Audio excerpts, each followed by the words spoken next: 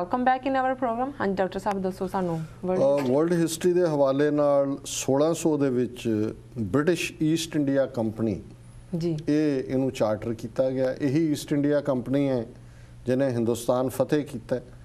ਫਿਰ 1857 ਦਾ ਜਿਹੜਾ ਗਦਰ ਸੀ ਜਿਹਦੇ 'ਚ ਕਿ ਬਹੁਤ ਬੁਰੀ ਤਰ੍ਹਾਂ ਅੰਗਰੇਜ਼ ਹਿੱਲੇ ਜੀ, ਉਸ ਤੋਂ ਬਾਅਦ ਜਿਹੜਾ ਡਾਇਰੈਕਟ ਹਿੰਦੁਸਤਾਨ ਨੂੰ ਅੰਗਰੇਜ਼ੀ ਸਾਮਰਾਜ ਦਾ ਸਲਤਨਤ ਦਾ ਹਿੱਸਾ ਬਣਾਇਆ ਗਿਆ। ਸੋ ਇਹ ਵਪਾਰੀ ਬਣ ਕੇ ਆਏ ਜੀ ਤੇ ਦੇਸ਼ ਦੇ ਮਾਲਕ ਬਣ ਗਏ।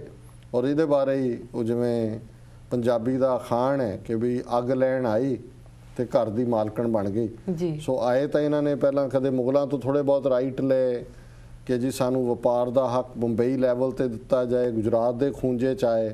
ਪਰ ਹੌਲੀ ਇਹਨਾਂ ਨੇ ਆਪਣੀ ਫੌਜ, ਆਪਣਾ ਸਾਰਾ ਸਿਸਟਮ ਤੇ ਅੰਗਰੇਜ਼ੀ ਸਾਮਰਾਜ ਨੂੰ ਵੀ ਸੂਟ ਕਰਦਾ ਸੀ। ਉਹ ਆਪਣਾ ਹੱਥ ਸਾਫ਼ ਰੱਖਣਾ ਚਾਹੁੰਦੇ ਸੀ ਕਿ ਅਸੀਂ ਕੋਈ ਜ਼ੁਲਮ ਨਹੀਂ ਕੀਤੇ, ਲੇਕਿਨ ਇਹਨਾਂ ਨੂੰ ਪੂਰੀ ਉਹਨਾਂ ਦੀ ਪ੍ਰੋਟੈਕਸ਼ਨ ਸੀ। ਔਰ ਅਲਟੀਮੇਟਲੀ ਉਹ ਇਹਨਾਂ ਦੀ ਆਊਟਫਿਟ ਹੀ ਸੀ ਈਸਟ ਇੰਡੀਆ ਕੰਪਨੀ।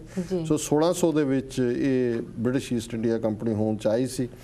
1841 ਦੇ ਵਿੱਚ ਹੁਣ ਤਾਂ ਅਮਰੀਕਾ ਦੀਆਂ 50 ਸਟੇਟਾਂ 'ਚ ਕੋਈ ਡਾਕਟਰ ਹੈ, ਕੋਈ ਡੈਂਟਿਸਟ ਹੈ, ਕੋਈ ਆਈ ਸਰਜਨ ਹੈ, ਕੋਈ ਹੋਰ ਹੈ, ਹਰ ਇੱਕ ਦਾ ਲਾਇਸੈਂਸ ਐਗਜ਼ਾਮ ਹੈ ਜੀ। ਲੇਕਿਨ ਅਮਰੀਕਾ ਦੇ ਵਿੱਚ ਡੈਂਟਿਸਟ ਦਾ ਲਾਇਸੈਂਸ ਲੈਣਾ ਜ਼ਰੂਰੀ ਨਹੀਂ ਸੀ ਹੁੰਦਾ।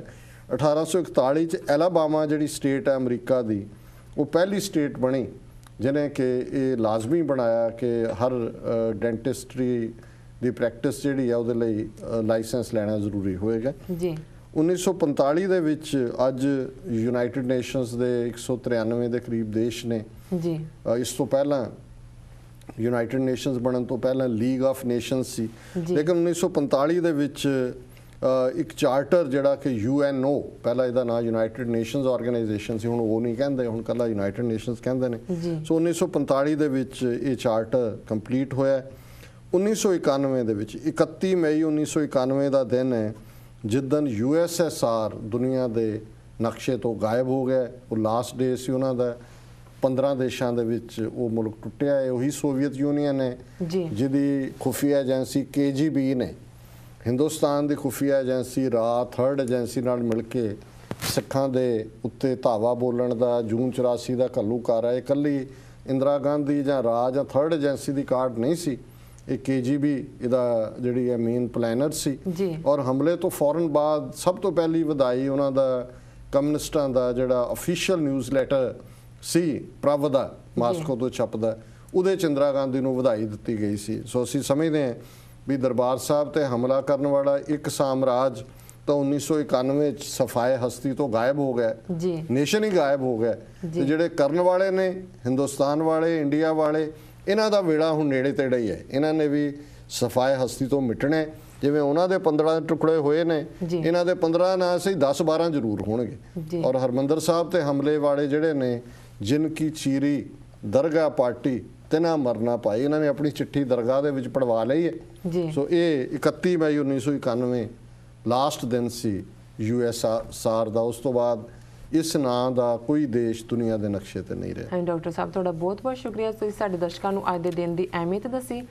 ਤੇ ਸਾਡਾ ਸਵਾਲ ਹੈ, ਕੇਂਦਰ ਸਰਕਾਰ ਵੱਲੋਂ ਰਿਵਰ ਬੇਸਨ ਅਥਾਰਟੀ ਦੇ ਨਾਂ ਹੇਠ ਪੰਜਾਬ ਦੇ ਦਰਿਆਵਾਂ ਦਾ ਪਾਣੀ ਹਥਿਆਉਣ ਦੀ ਲੋਟੋ ਨੀਤੀ ਦਾ ਪੰਜਾਬ ਨੇ ਜ਼ੋਰਦਾਰ ਵਿਰੋਧ ਕੀਤਾ ਹੈ। ਇਸ ਬਾਰੇ ਤੁਹਾਡੇ ਕੀ ਕਮੈਂਟਸ ਹਨ? ਦੇਖੋ, ਭਾਰਤੀ ਸੰਵਿਧਾਨ ਦੇ ਵਿੱਚ ਵੀ ਜਿਹੜਾ ਪਾਣੀ ਹੈ, ਇਹ ਰਿਵਰ ਵਾਟਰ, ਇਹ ਦਰਿਆਵਾਂ ਜਿਹੜੀ ਸਟੇਟਾਂ ਦੀ ਮਲਕੀਅਤ ਹੈ। ਔਰ ਇਹਦੇ ਵਿੱਚ ਸਿੰਪਲ ਇੰਟਰਨੈਸ਼ਨਲ ਰਾਈਪੇਰੀਅਨ ਕਾਨੂੰਨ ਹੈ, ਭਾਵੇਂ ਕਾਨੂੰਨ ਉਹ ਲੰਬਾ ਚੌੜਾ ਹੈ ਪਰ ਉਹਦੀ ਸਪਿਰਿਟ ਕਾਨੂੰਨ ਦੀ ਇਹ ਹੈ ਵੀ ਜਦੋਂ ਹੜ੍ਹ ਆਉਂਦੇ ਨੇ ਤਬਾਹੀ ਦਰਿਆਵਾਂ ਦੇ ਕੰਢੇ ਰਹਿਣ ਵਾਲੇ ਲੋਕ ਹੀ ਉਸ ਨੂੰ ਝੱਲਦੇ ਨੇ।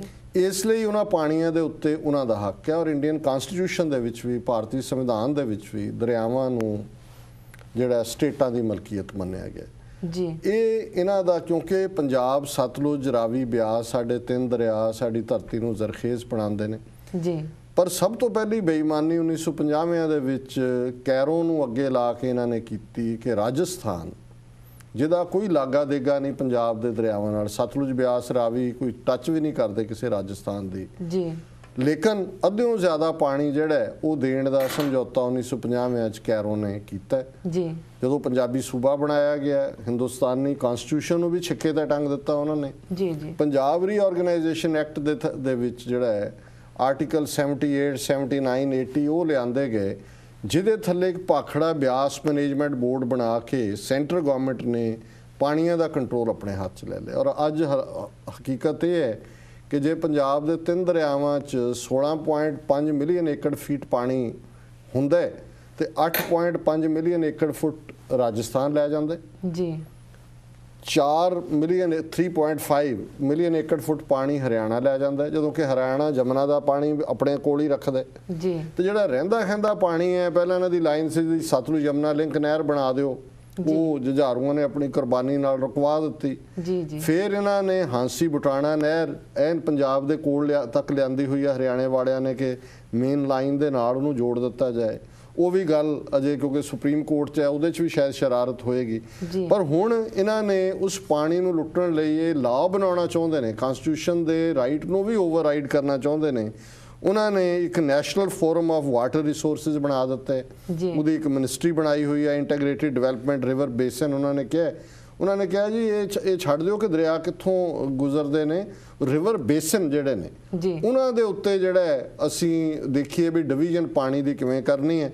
ਸੋ ਚੰਗੀ ਗੱਲ ਹੈ ਵੀ ਪੰਜਾਬ ਦਾ ਨੁਮਾਇੰਦਾ ਜਿਹੜਾ ਇਸ ਦੇ ਵਿੱਚ ਸ਼ਾਮਲ ਹੋਇਆ ਹੈ, ਉਹਨੇ ਵੀ ਵਿਰੋਧ ਕੀਤਾ, ਉੱਤਰ ਪ੍ਰਦੇਸ਼ ਮੱਧ ਪ੍ਰਦੇਸ਼ ਨੇ ਵੀ ਕੀਤਾ।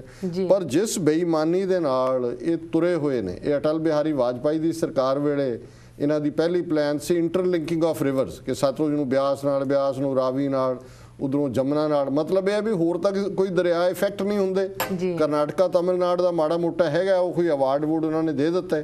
ਸੋ ਇਹ ਜਿਹੜਾ ਇਹਨਾਂ ਦਾ ਪਾਰਟ ਹੈ ਰਿਵਰ ਬੇਸਨ ਅਥਾਰਟੀ ਬਣਾ ਕੇ, ਇਹ ਜਿਹੜਾ ਰਹਿੰਦ ਖੂੰਦ ਪਾਣੀ ਹੈ ਪੰਜਾਬ ਦਾ, ਔਰ ਪੰਜਾਬ ਪਹਿਲਾਂ ਹੀ ਅੱਧਾ ਪਾਣੀ ਦਾ ਲੈਵਲ ਉੱਥੇ 130 ਫੁੱਟ ਤੇ ਗਿਆ ਹੋਇਆ ਹੈ। ਸਾਰਾ ਪਾਣੀ ਗੰਦਾ ਹੈ, ਐਗਰੀਕਲਚਰ ਵਾਲਾ ਵੀ, ਪੀਣ ਵਾਲਾ ਵੀ। ਕੈਂਸਰ ਦੇ ਨਾਲ ਲੋਕ ਮਰ ਰਹੇ ਨੇ ਸਾਰੀ ਮਾਲਵਾ ਬੈਲਟ ਦੇ ਵਿੱਚ। ਤੇ ਜਿਹੜਾ ਥੋੜਾ ਬਹੁਤ ਪਾਣੀ ਹੈ ਇਹ ਵੀ ਇਹਨਾਂ ਨੇ ਹੁਣ ਲੁੱਟਣ ਦੀ ਪਲੈਨਿੰਗ ਕੀਤੀ ਹੈ। ਸੋ ਚੰਗੀ ਗੱਲ ਹੈ ਵੀ ਪੰਜਾਬ ਨੇ ਉਸ ਦੇ ਵਿੱਚ ਮਜ਼ਬੂਤ ਸਟੈਂਡ ਲਿਆ।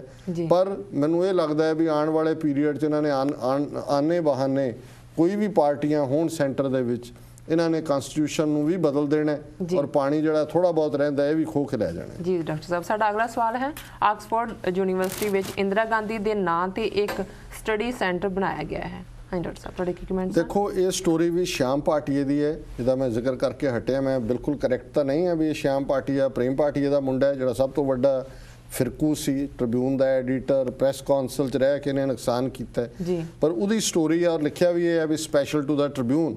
ਤੇ ਉਹਦੇ ਮੁਤਾਬਕ ਇਹ ਹੈ ਵੀ ਆਕਸਫੋਰਡ ਯੂਨੀਵਰਸਿਟੀ ਨੇ ਇੱਕ new graduate study centre programme Indira Gandhi ਦੇ ਨਾਂ ਥੱਲੇ ਕੀਤਾ, ਜਿਹਦੇ 'ਚ ਕਿ 25 ਕਰੋੜ ਰੁਪਏ ਦੀ, ਜਿਹੜੀ ਕਿ 3 ਮਿਲੀਅਨ ਪਾਉਂਡ ਰਕਮ ਬਣਦੀ ਹੈ, ਇਹਦੀ ਕੰਟਰੀਬਿਊਸ਼ਨ ਗਵਰਨਮੈਂਟ ਆਫ ਇੰਡੀਆ ਨੇ ਦਿੱਤੀ ਹੈ। ਸੋ ਜ਼ਾਹਰ ਹੈ ਕਿ ਉਸ ਇੰਦਰਾ ਗਾਂਧੀ ਨੂੰ, ਜਿਹਨੇ ਕਿ ਹਜ਼ਾਰਾਂ ਬੇਗੁਨਾਹ ਨੂੰ ਮਾਰਿਆ, ਪੰਜਾਬ ਦੇ ਵਿੱਚ ਸਿੱਖਾਂ ਦੇ ਖਿਲਾਫ, ਅਸਾਮ ਦੇ ਵਿੱਚ ਫਿਰ ਨਕਸਲੀਆਂ ਦੇ ਖਿਲਾਫ, ਉਸ ਪੀਰੀਅਡ ਦੇ ਵਿੱਚ ਉਹਦੇ ਥੱਲੇ ਹੀ, ਉਹਦੇ ਵੇਲੇ ਹੀ ਜ਼ੁਲਮ ਹੋਏ ਨੇ। ਕਿਉਂਕਿ ਉਹਦੀ ਲੈਗੇਸੀ ਕਿਲਿੰਗਸ ਦੀ ਹੈ, ਇਨੋਸੈਂਟਸ ਨੂੰ ਮਾਰਨ ਦੀ ਹੈ। ਸੋ ਇਹ ਹੁਣ ਇੰਦਰਾ ਗਾਂਧੀ ਨੂੰ ਇੱਧਰ ਸਾਡੇ ਰੌਲਾ ਪਾਇਆ ਹੋਇਆ ਕਿ ਜਰਨੈਲ ਸਿੰਘ ਖਾਲਸਾ ਪਿੰਡਾਣਿਆਂ ਦਾ ਨਾਂ ਨਹੀਂ ਹੋਣਾ ਚਾਹੀਦਾ ਯਾਦਗਾਰ ਤੇ, ਜਾਂ ਸ਼ਹੀਦਾਂ ਦੀ ਕੋਈ ਪਿਕਚਰ ਨਹੀਂ ਹੋਣੀ ਚਾਹੀਦੀ। ਪਰ ਇਹ ਟੈਕਸ ਪੇਅਰ ਮਨੀ, ਕੋਈ ਉੱਥੇ ਪੁੱਛਿਆ ਵੀ ਇਹ 25 ਕਰੋੜ ਸਿਰਫ ਨਾਂ ਰਖਾਉਣ ਲਈ ਦੇਣ ਦਾ ਹੈ।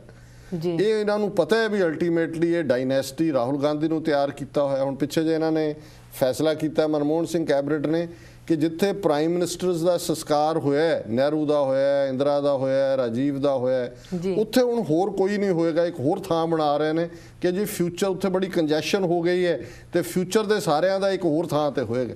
ਸੋ ਜ਼ਾਹਰ ਹੈ ਕਿ ਇਹਨਾਂ ਮਰਿਆਂ ਦੀਆਂ, ਜ਼ਾਲਮਾਂ ਦੀਆਂ ਮੜੀਆਂ ਨੂੰ ਵੀ ਇਹ ਲੋਕਾਂ ਤੋਂ ਪੁਜਾਉਣਾ ਚਾਹੁੰਦੇ ਨੇ, ਔਰ ਕੋਈ ਇਹਨਾਂ ਨੂੰ ਪੁੱਛਣ ਵਾਲਾ ਨਹੀਂ। ਅਜੇ ਤੱਕ ਮੈਂ ਨਹੀਂ ਕਿਸੇ ਸਿੱਖ ਲੀਡਰ ਦਾ ਬਿਆਨ ਦੇਖਿਆ, ਹੋ ਸਕਦਾ ਆਉਣ ਵਾਲੇ ਦਿਨਾਂ 'ਚ ਆ ਜਾਏ ਕਿ ਭਾਈ ਇਹ ਤੁਸੀਂ taxpayer money 25 crore Oxford ਸਿਰਫ ਇੱਕ ਨਾਂ ਰੱਖਣ ਲਈ ਦੇ ਰਹੇ। ਔਰ ਜਿਹੜੀਆਂ ਐਕਟਿਵ ਸਿੱਖ ਜਥੇਬੰਦੀਆਂ ਨੇ, ਉਹਨਾਂ ਨੂੰ ਇੱਕ ਮੁਹਿੰਮ ਵਿੱਢਣੀ ਚਾਹੀਦੀ ਹੈ ਆਕਸਫੋਰਡ ਯੂਨੀਵਰਸਿਟੀ ਨੂੰ ਲਿਖ ਕੇ ਕਿ ਵੀ ਇਹ ਜ਼ੁਲਮ ਮਤ ਕਰੋ।